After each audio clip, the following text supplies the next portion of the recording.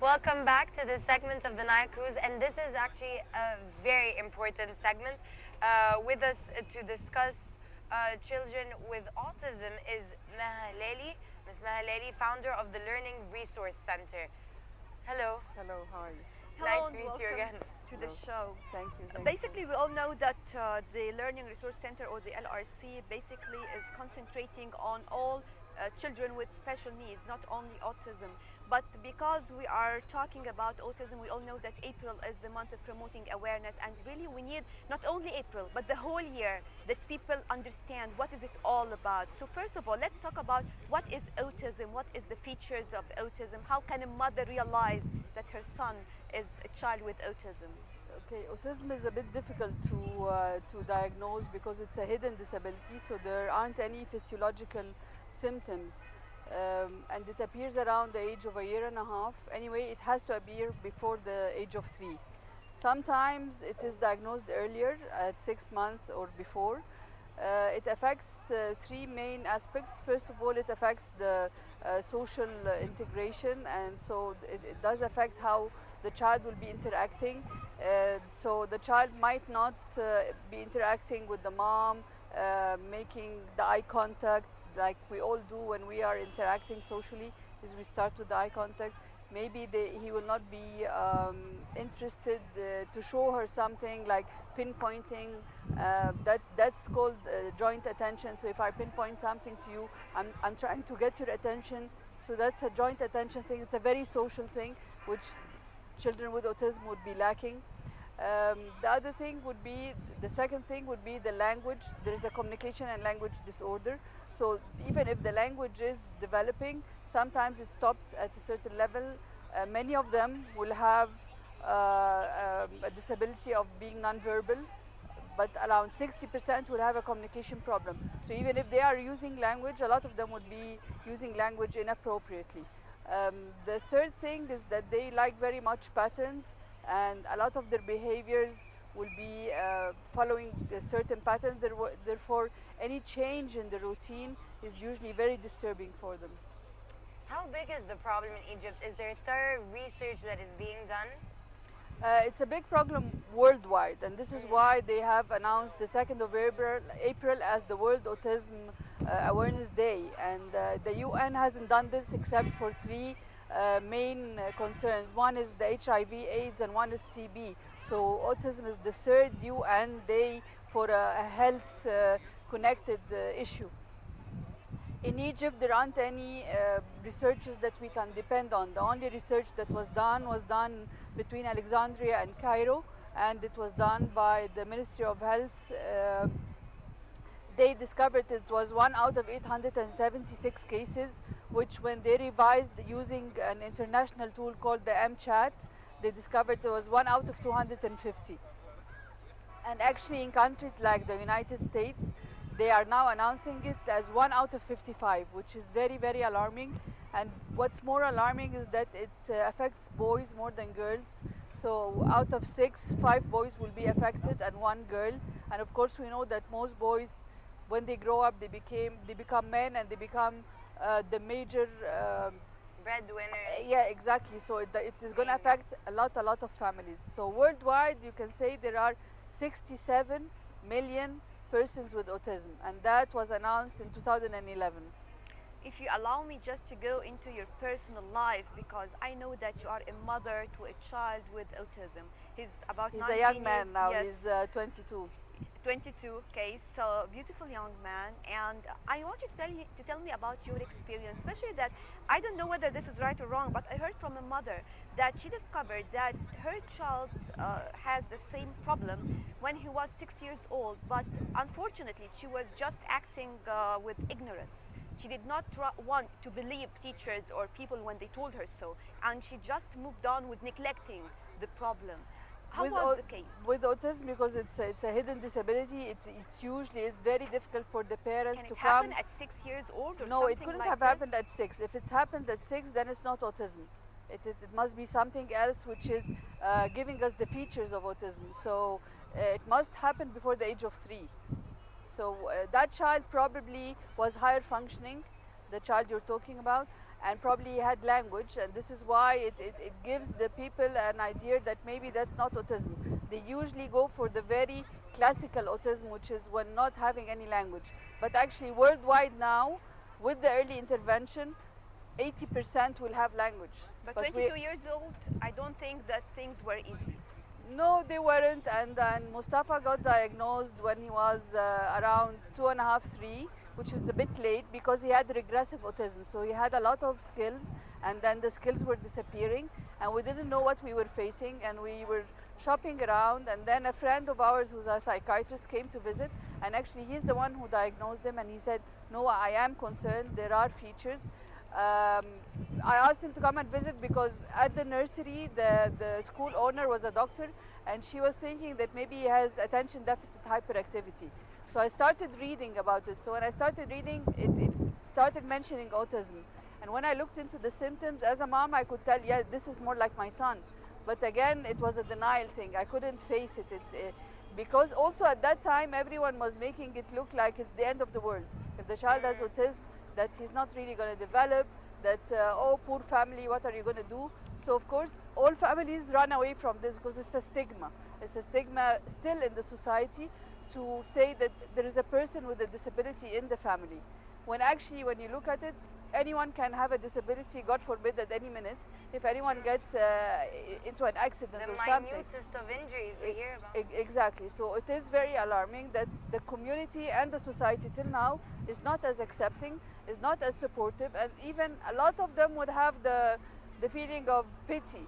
And we don't want pity and we don't want charity. We want the rights. The rights, it is very important to look now at the disability issue as a rights-based issue.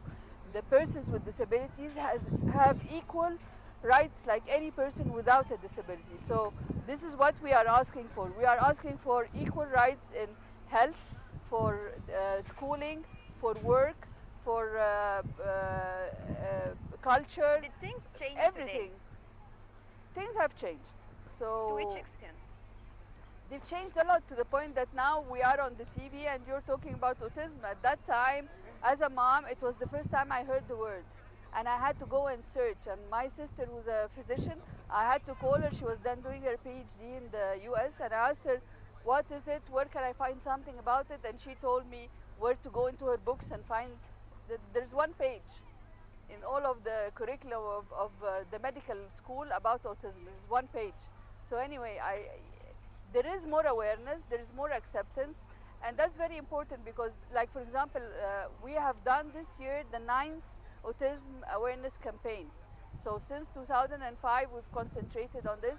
We're trying to show the children and the youth their abilities. We're trying to show them, like we had a sports gala, and we had like 65 NGOs coming and watching, and we had 17 NGOs that were involved in this. And this is the idea, is that we want to show them at their abilities. We're having an art exhibition in May at the Opera House. The idea is that we want parents to come forward and say, we have a problem, help us get the diagnosis. If we get an early diagnosis, then we have a chance of early intervention, and then we have a chance of closing this gap between the child and his peers. And the sooner we close the gap with early intervention, the sooner we have an opportunity of the child being mainstreamed in the school, because they pick up a lot from their peers. As much as we work in an isolated situation, it will never be the same like when they are with their peers. But still, they have to get the interventions they need. So we try also to balance as the child improves and has a language or a means of communication. We try to get the mainstream, but at the same time, maybe half the day and the rest of the day they come and take their interventions. You speak so passionately about this. I feel like you yourself have developed through this.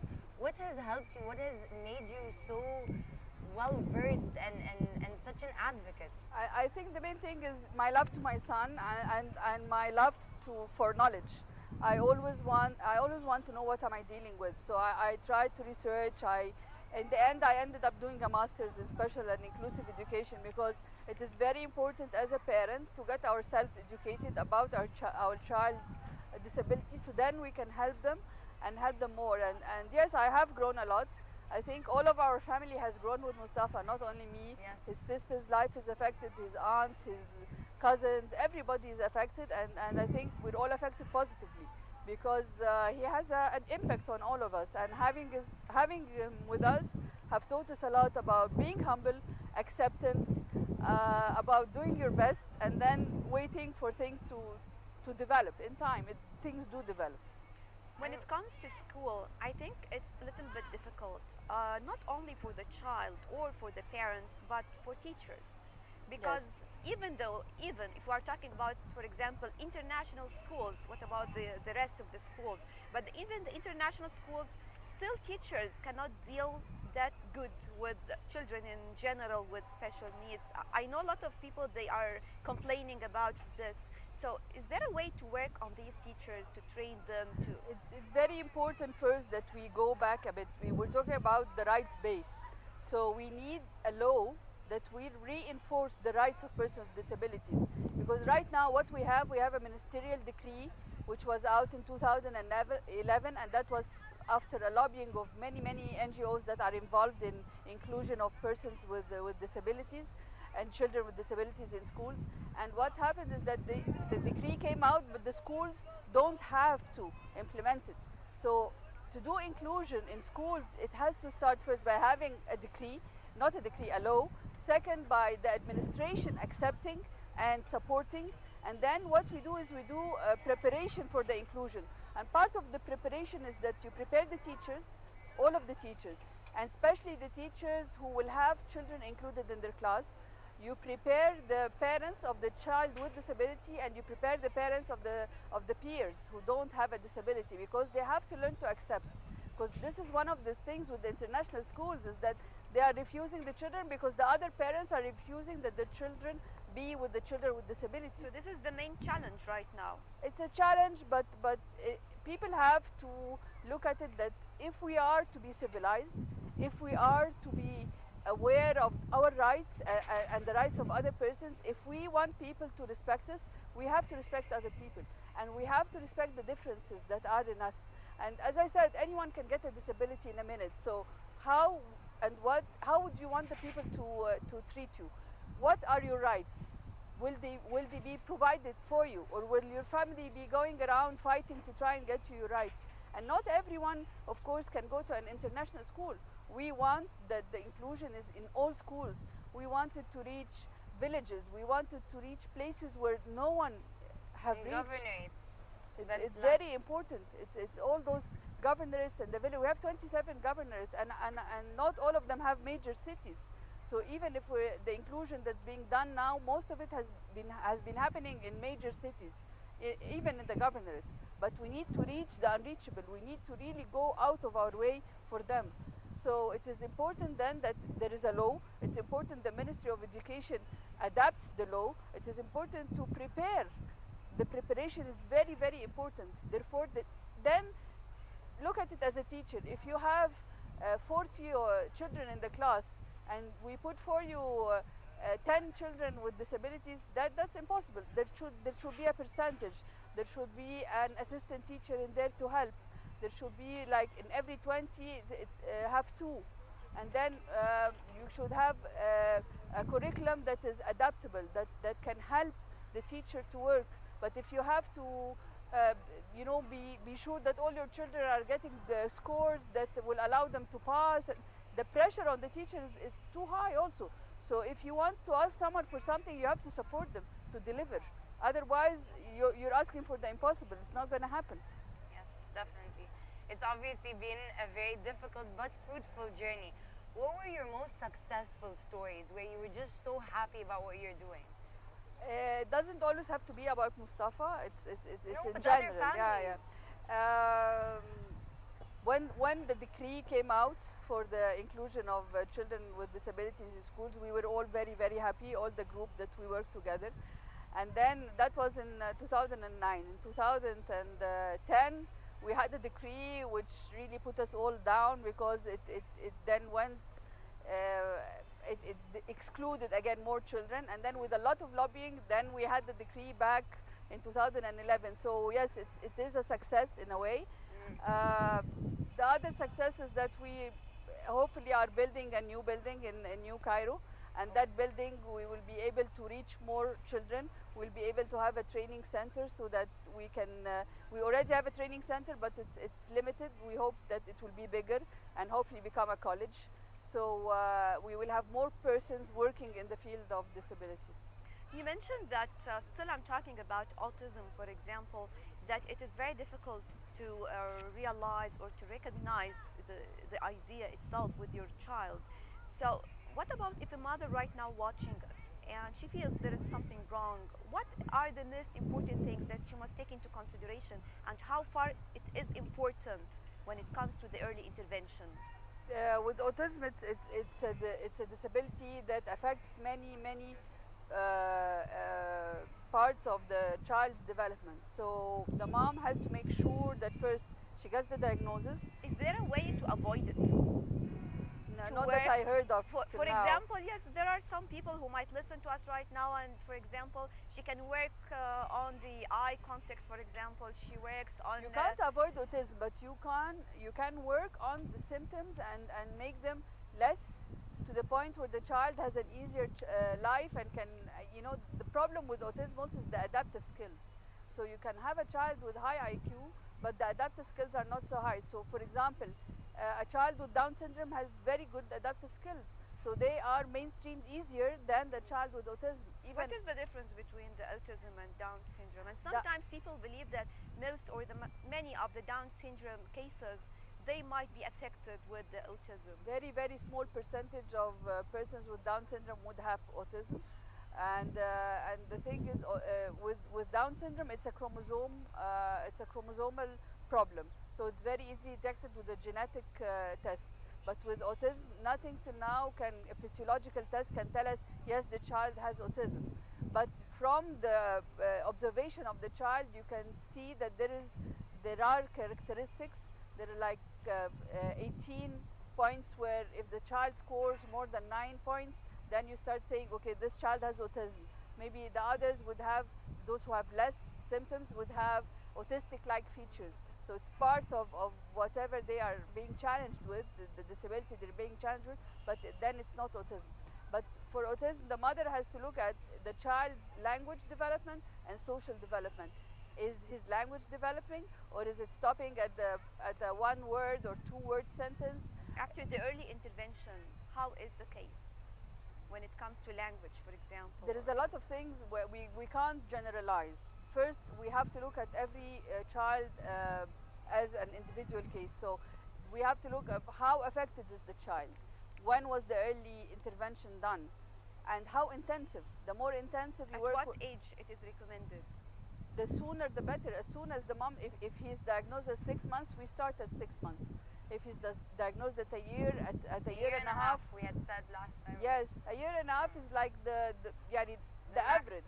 The But, average? but hopefully we can diagnose even earlier. There are in the West there are mothers who are not I was diagnosed just going at to 6 say that months. abroad, for example, they believe in speech therapy must start at the age of 7 months. Here in Egypt, they believe that it can start at 2 years old or No, something the like earlier this. the better, because language develops not only in words. There is before the language there is the non-verbal communication, which Yes, is important body for the language. language. Yes, the body language, the eye contact, me looking at you and Rahma and knowing, okay, did you get what I'm saying? Shall I reverse it? All this is non-verbal. So there is a lot in communication which starts very early on. So this is why it is very important. The earlier we start, the better the prospectus for the child.